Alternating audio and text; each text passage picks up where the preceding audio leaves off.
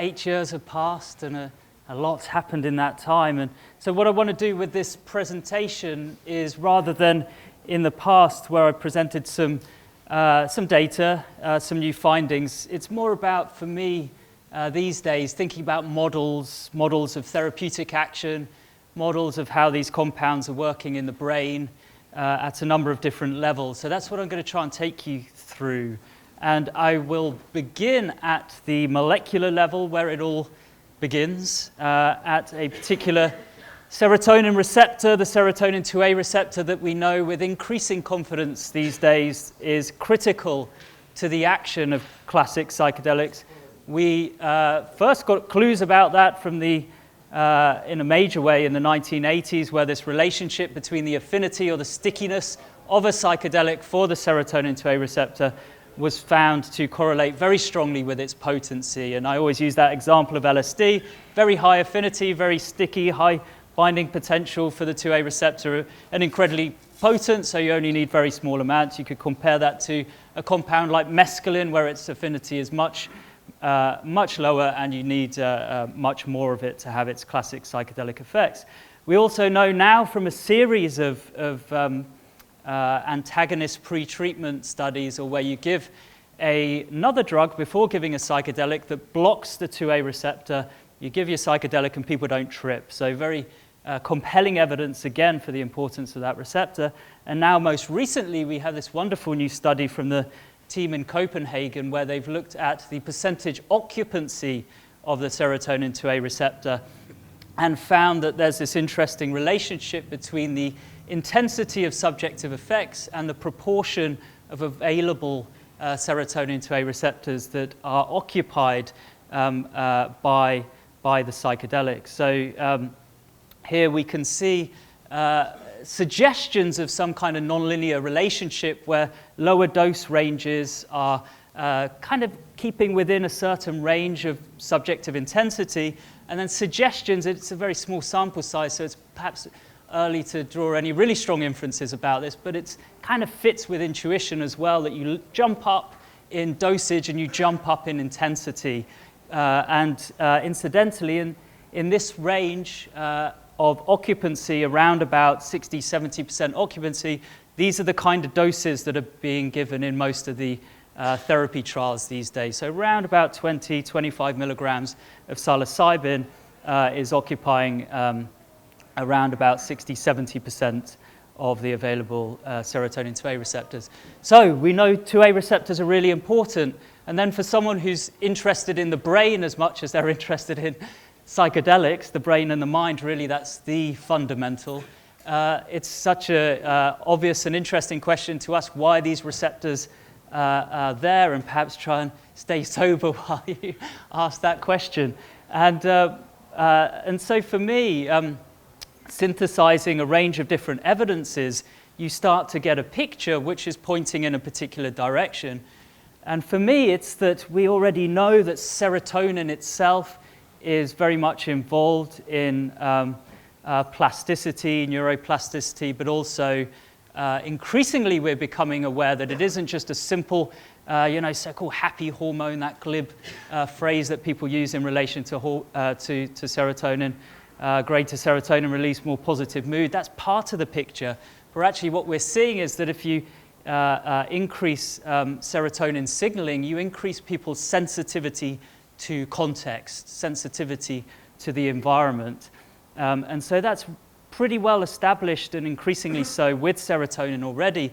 But I would say that the rule is even more nuanced than that, in that given the complexity of the serotonin system with its 14 maybe plus different receptor subtypes that do quite different things to each other, that it seems that there is a lot of evidence to link in the serotonin 2A receptor specifically in plasticity and sensitivity to context. When you think of psychedelics, that kind of is sort of obvious, really, but there's a lot of data and research not directly related to psychedelics that fits this rule as well. So we can see that serotonin 2A receptor functioning is associated, first of all, with brain development, so development from being born and throughout life as the mind and the brain and behavior matures, we know that the 2A receptor is very much involved in that. Of course, learning, which is a major part of development, can also be modulated. Certain aspects of learning,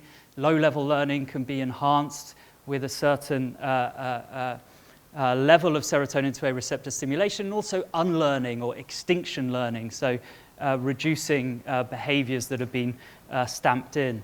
Cognitive flexibility and psychological flexibility also evidence linking 2A functioning to those, and now we have this very impressive study published in Cell last year, which is showing marked increases in synaptogenesis with exposure to serotonin 2A receptor agonists. So the same kind of thing that's been seen with ketamine, we're now seeing with the classic psychedelics, these aspects of the neurons that are involved very much in communication.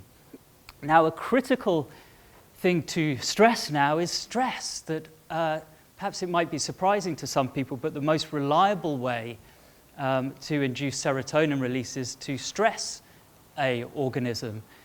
So a lot of animal literature supports that, and also human work as well.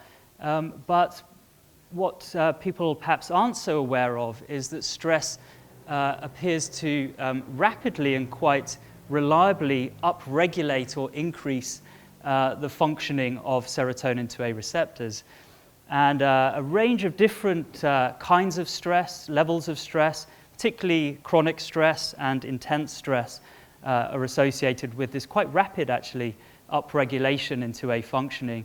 And it's worth noting, perhaps in the context of things like psychosis, that sleep deprivation very reliably upregulates 2A functioning, and also hypoxia. And it's easy to put these things together and perhaps to see through that some kind of candidate function that might be subserved by these 2A receptors to address that question of why do we have them, what are they for, what do they do? And if you reduce that right down, you could offer some kind of construct or behavior linked to adaptability, that these receptors are there for our ability to change. But perhaps there's something to be said to qualify that phrase as well. And that's where we'll go here. So the serotonin system, as I've said, is very complex, and what dominates a lot of psychiatry today, particularly treatment of mood disorders, anxiety and depression, are the administration of SSRIs. And although they're going to work in a very broad brush way on the serotonin system, we know that we have a lot of a particular serotonin receptor subtype, and they're also heavily expressed in stress circuitry. And unlike the 2A receptor that when stimulated excites the host neurons, when you stimulate the serotonin 1A receptor in this stress circuitry, it actually has an inhibitory action. So if these receptors are expressed in large numbers in the stress circuitry postsynaptically, you stimulate them with serotonin, they're going to, it's going to moderate the activity in those regions. It might moderate responsiveness within the stress circuitry. And this has already been put forward as a candidate mechanism for how SSRIs work, that they mitigate stress, they take the edge off things, they stop the bottom from falling out, major crises, you get by. You can get by if you're medicated with your SSRIs. But if you're treated with a psychedelic, and I should stress psychedelic therapy, perhaps the model is quite different. And there it's not about getting by, but it's about some kind of transformation. And if we think about this and we use these drugs as kind of models for understanding the serotonin system, maybe it's telling us something fundamental about serotonin, that in the context of adversity, we might have a system that helps us get by, or perhaps if the stress is particularly acute and intense, we might have a system for saying, no longer just getting by, no longer just tolerating, you need some kind of fundamental shift, some kind of change.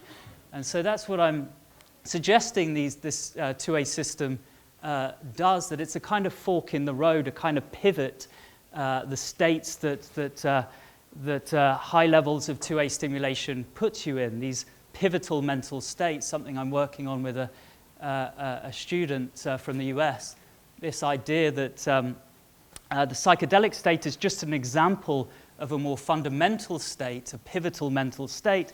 Perhaps you might think of other examples like apparently naturally occurring, or perhaps induced through certain ascetic practices, states in which spiritual revelation or development might occur. That's interesting that it skipped over.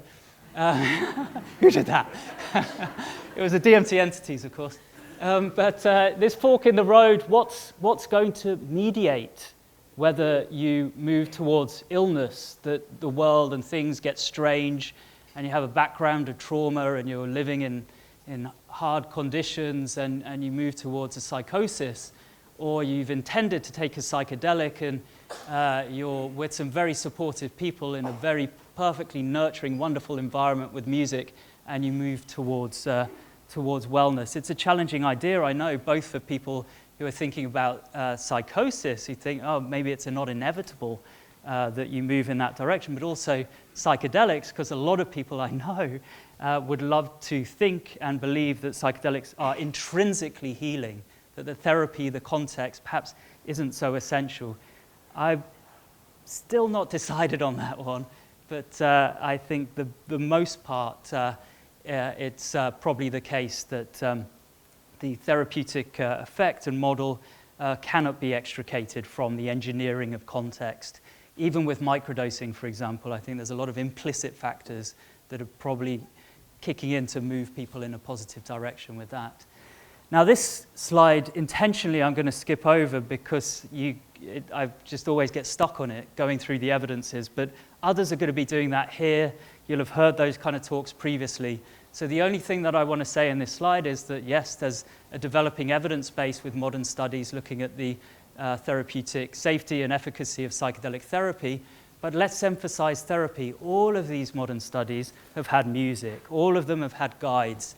And so it's easy to assume, and mostly it is an assumption, remarkably it's an assumption that set and setting are important, but really we have quite few studies that have actually tested it because it's difficult to do. We've got one where we did our observational work on people taking psychedelics out there in the world, different contexts. In that kind of context, we can measure the different contextual factors and then add a bit of evidence to that assumption, which is critically important, I feel. So yes, this is a model, I'm certainly not the first to say it, that it's a synergy, this model, between a drug action and psychotherapy. It's neither one in isolation. My view is that you can't just give the drug and have the same kind of safety and efficacy profile. It's only when these two come together that you have this hybrid model and a synergistic interaction between them. And I also like to think of it as a middle way in between these two. And it can be a bit of a tightrope at times, trying to walk that. Not all proponents of psychotherapy and the classical, psychoanalytic depth psychology model are that warm necessarily to psychedelics, perhaps because they have a kind of anti-drug bias often. And then those who are more classically biomedical in their thinking also struggle sometimes with this principle that this is a therapy, that it's a drug times context interaction that we do in this work. So this model is useful, I think. These different factors that feed into the state that we know with increasing confidence from all the different studies that are being done around the world is such a reliable predictor of the longer term outcomes. If you get the experience right, said very broadly, then the outcomes follow. So let's turn our attention now onto thinking about mental illness and a model of what might be going on, perhaps not with every psychiatric disorder, but a lot of them. And to do this, I am borrowing from the predictive processing, predictive coding model that you'll hear about at this event a lot. You'll hear about wherever you look when you think about the mind and the brain these days. It's pretty much the dominant model that we have these days of how the mind and the brain works. So it just stands to reason that it can be useful for thinking about mental illness and thinking about effective treatments for it. So here I've got a kind of Venn diagram with different psychiatric disorders and proposing that the space where they overlap is around habits and biases. But would it be enough to just say that? Because perhaps gardening or playing your guitar or something is a kind of habit and you couldn't call that pathological. But really it's the weightiness that we apply to habits of mind or behavior and/or behavior. It's easy to think of habits of behavior in addictions, for example, habits of mind in depression with the negative cognitive biases that get stamped in and then kind of cloak everything that we see when we look both internally and externally. But this is the point that these ways of thinking and being, particular ways, pathological ways, become too heavily weighted, and then it would just stand to reason that with an effective intervention, you'd first want to relax that weightiness. You'd want to de-weight those pathological habits and biases. And it's easy to propose, it makes a lot of sense intuitively and now with some evidence that that's what psychedelics are doing. And if you can de-weight these habits and biases, then you can work towards their revision. And that's what's being done with the therapy. And so just to convince you that this is the way our minds and brains work, that we have internal models that are probably to a large extent innate and also, of course, developed. But the point is that we have them, and that when we're presented with patchy information or incomplete information, and just simply for the sake of efficiency, these models very much determine the way that we experience the world. So we can read text like this, where the letters are jumbled up, but if the first and last are in order, you manage to read it. Or you see a video like this, where, oh, it's not a video. So where the motion is implied, and because of that, it activates internal models that would ordinarily, in the real world, see motion when you see something like this. And so really, you know, as Anil Seth says, you're kind of hallucinating reality. And that's how we experience the world. And so if we think of a pathology like depression, and this is a quote from interviews that Ros Watts did with our patients 6 months after treatment with psilocybin. Actually, I think this is a quote from someone reflecting on their depression and reflecting on that kind of anhedonia that's very characteristic of depression, saying that, and this is someone who ordinarily loves flowers, loves orchids, but saying that they would look at orchids and intellectually, cognitively understand that there was beauty, but they couldn't experience it. They were disconnected from the sensorium in some way because likely they have this introspective bias. They're looking inwards all the time. They can't look outwards. It's been too heavily weighted, that inner negative focus. What are the causes of, in a sense, this isn't going back far enough to think of kind of root causes of psychopathology. And of course, that's a real hornet's nest in a way, because it's there's never really one cause. It's often a composite thing, a combination of things that have happened in your life, things that are around you, things that are within you in terms of your particular genetic makeup, predisposition. But I think it's worth thinking about these kind of complexes that can develop in us that become weighty, that get a kind of particularly intense gravitational pull, like a black hole, and everything gets kind of sucked into that center. I think there's a lot of missing information here and sort of food for thought, but I tend to think that kind of notion around trauma and things clustering around it speaks to similar notions that have been written about by Stan Grof, for example, around the systems of condensed experience. But that very interesting and very real issue and major question of why do people kind of gravitate back to specific trauma or complexes around trauma under psychedelics. I wonder, whether something analogous to these kind of black holes in the soul might be one way that we would think of it, and how they suck everything in. Here is a representation of hierarchical predictive processing, this model of how increasingly people think of how the mind and the brain work, that you have a kind of landscape into which you can visit different states, and in psychopathology you might visit certain states too much and get stuck in them, and also find it difficult to get out of them. And importantly, this hierarchical representation of how the mind and the brain work says that at the higher level you have these kind of summary models, and the self is a very good example of one that kind of cloaks again everything that you see and experience and kind of feel. And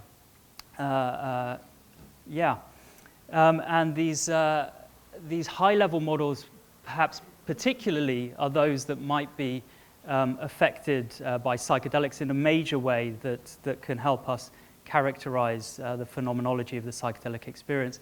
In psychopathology, you can think of these high-level models like the self as being especially heavily weighted, and perhaps weighted in a particular direction, a negative view of the self, for example. In the language of predictive processing, a heavily weighted prior is a precise prior, but we can also call it a heavily weighted belief or assumption. Essentially, it's the same thing. The important thing is that these summary models will not allow for a lot of the potential information that could be felt and experienced to be experienced. It's kind of sort of summarized out and kept silent as a result. And so under a psychedelic, the idea with this relaxed beliefs under psychedelics model that I've recently introduced with Carl Friston is that when you relax the weighting of these high-level priors or these high-level beliefs, then that's going to allow for information that before was being summarized out to percolate up into consciousness and to be experienced. And we might have some clues about what instantiates those high-level beliefs, priors, assumptions in our brain from our brain imaging work with psychedelics, where we see aspects of high-level cognition or correlates of high-level cognition being broken down or collapsing under a psychedelic. A classic one is the alpha rhythm that's especially pronounced in the human brain and especially pronounced in the developed human brain, in an adult human brain, for example. But under a psychedelic, arguably the most reliable finding in psychedelic brain imaging work is this collapse of the alpha rhythm. We've seen it with psilocybin, we've seen it with LSD, we've seen it with DMT, others have seen it with other psychedelics, you see it in humans, you see it in animals. And so there it is. And then we also have other ways of looking at the brain with fMRI, for example, looking at high-level networks and seeing that their integrity breaks down under a psychedelic as well. So these are just candidates. They're just candidates, really, for for systems in the brain that instantiate these high-level priors or beliefs. 5 minutes, oh God. And so there's evidence for the model, importantly. There's 2A receptors that are also important, so important, are in the high-level cortex to a disproportionate extent. When they're stimulated, a range of different evidence tells us that that has an effect on the regularity of brain activity. It dysregulates brain activity. We also have some evidence from looking at directed information flow in the brain now that there's less top-down influence and more bottom-up under a psychedelic. And then you can look at the phenomenology. You can look at perceptual processing and how perceptual priors lose their weightiness under psychedelics. You can look at how the mind and the brain is sensitized to context and how that fits the model. And you can look at the next part of the picture, really, which is, okay, these beliefs can be relaxed under a psychedelic, but what about their revision? Here is a study that we did in our depression trial where we asked people to predict what was going to happen in their life over the next month.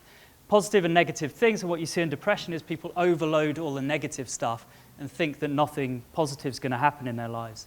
Essentially what we found there is that post-treatment there was a normalization in a very clear pessimism bias that you see in depression. This is the pessimism bias. There's a little bit of a suggestion of a positive bias in healthy people. Importantly, post-treatment, people were normalized. They didn't shift to seeing only positive things now happening in their lives or negative. They were just more accurate in their predictions of future life events. So that's an example of a revision of previously aberrant beliefs, that pessimistic bias in depression being remediated or normalized, made well after psychedelic therapy. We've looked at other high-level beliefs like nature-relatedness, kind of ecological values, seeing how they're promoted after psychedelics, how authoritarian beliefs and attitudes are de-weighted after psychedelics. And then the mediators that we know the quality of the experience is important, and Leo Roseman, his really nice new scale, is trying to tease apart whether a challenging or difficult experience under a psychedelic is going to lead to some kind of breakthrough, emotional breakthrough, a cathartic breakthrough that may mediate therapeutic outcomes. And then the short story with this analysis and study was that indeed it does. Emotional breakthrough is another key factor to add in with the so-called mystical type experience or spiritual experience or peak experience for the humanists, or the challenging experience that maybe predicts less positive outcomes or maybe worse outcomes. If you have a breakthrough, this third factor, it seems to be especially important information for determining the longer-term outcomes. So I love that quote. I've never read the book, but I've just ordered it actually this morning. Jack Kornfield, I think, came up with a quote. After the ecstasy, the laundry. And so just to bring us back down to earth, when I presented this model in the context paper, there was an obvious thing missing. And everyone knows it's obvious now, but a little bit like set and setting, even though we have very strong assumptions about it, it's not science until you define it and measure it and demonstrate it. So that needs to be done now with integration, and of course the assumption is that it is going to be another key mediator of the therapeutic outcomes. So to end very quickly, I'll say three things: Psychedelic Survey, Psychedelic Survey, Psychedelic Survey. Please sign up, because a lot of these evidences that we have now, or let me rephrase that, a lot of the evidence that we will have over the next 5 years, I think, for the importance of these different factors that feed into kind of predictor models of therapeutic outcomes with psychedelics come from this naturalistic work. It's a really good way of collecting big data. Perhaps, yeah, sure, it doesn't have the rigor that controlled studies do, but you can do it at a fraction of the price, and you can look at things that are actually very difficult to do in the lab. Like you don't really want to provide a suboptimal context when you give a high dose of a psychedelic. You don't, of course, but people just do that. So if people are planning on taking a psychedelic, why not turn it into science by signing up and providing baseline data, and then we can track how you do as these different components come in or they're neglected, and then we can look at therapeutic outcomes and all of this. You know, the agenda with it can support harm reduction, safer use of psychedelics, and finesse therapeutic models. Probably they'll just reinforce the assumptions that we have already. But if we subscribe to the value of science, sometimes we're wrong, and sometimes we need to revise and update, and that can be a humbling experience. But ultimately it's essential, and it's how we progress. So to end by thanking those who've supported our centre, thank you to the team, some of whom aren't on here, unfortunately. We need to update that picture and have another team photo soon. But thanks to the supporters, and thank you for your attention.